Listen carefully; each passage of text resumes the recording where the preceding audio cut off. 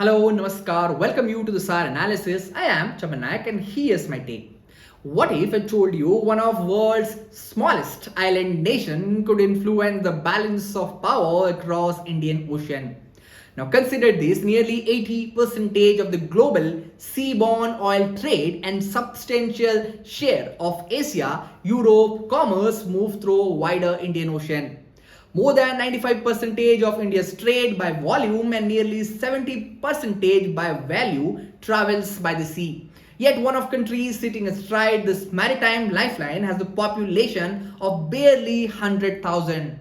So why did Prime Minister Narendra Modi dedicated a landmark state visit to Seychelles? Because in modern geopolitics, geography often outweighs the size. Now here's what evidence speaks about, and evidence at first glance, Seychelles appears to be a tropical paradise. Strategically, however, it is one of the most valuable maritime locations in the West and Indian Ocean. Located between Africa, Middle East and the South Asia, Seychelles sit at close to some of world's busiest sea lanes connecting Strait of Hormuz, Cape of Good Hope and a wider Indo-Pacific.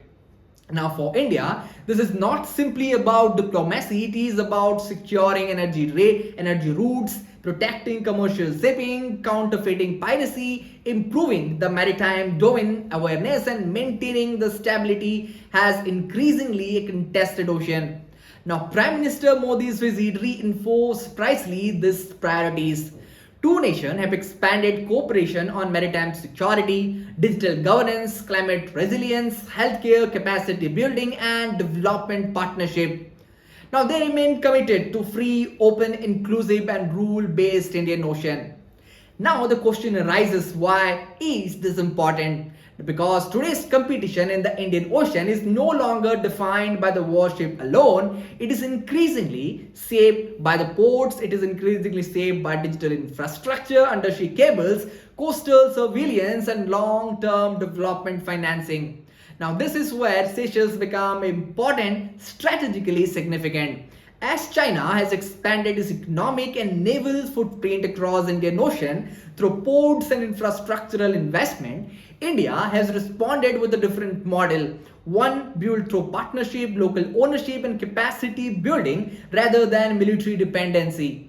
For New Delhi, Seychelles is a part of wider maritime architecture that include Mauritius, Sri Lanka, Maldives, Madagascar and East Africa.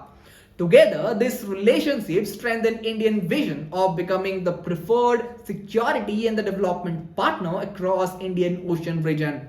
Now, this approach is also aligning with India's SAGAR doctrine. Now, SAGAR stands for security and growth for all in the region, which is increasingly serves the diplomatic foundation of India's maritime foreign policy. Now, let's look at the bigger picture. The real contest is not over Seychelles itself, it is over who shape the future rules of the Indian Ocean, who shapes the global shipping, who provides the disaster relief, who build the trusted digital infrastructure, and who becomes the first responder during the regional crisis. Because in 21st century, influence is increasingly measured by the ability to provide public goods and not merely project military power. That is exactly why this India's partnership with Seychelles seeks to demonstrate. Now here's my perspective. Many observers still measure geopolitical power through the size of armies or the scale of economies, but history repeatedly tells us that strategic geography often changes the global history. Well, controlling the strategic maritime region and enduring the lesson is simple, that nation that secure the critical sea lanes shape the international influence. Seychelles is not important because of its size. It is important because it sits at the crossroad of one of world's most consensual maritime threats.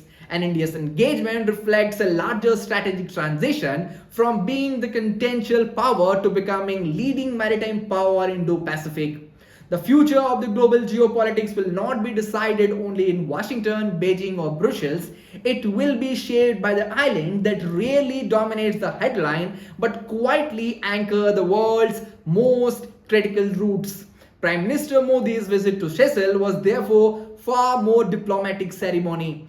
It's a statement that is emerging that Indo-Pacific order, trusted partnership, maritime security, and strategic geography will increasingly determine who shapes the century ahead. And that's why understanding Seychelles is not just understanding a small island nation, it is about understanding the future architecture of the global power. That's all from today's analysis. I will be back with another episode. Till then, thank you for watching this.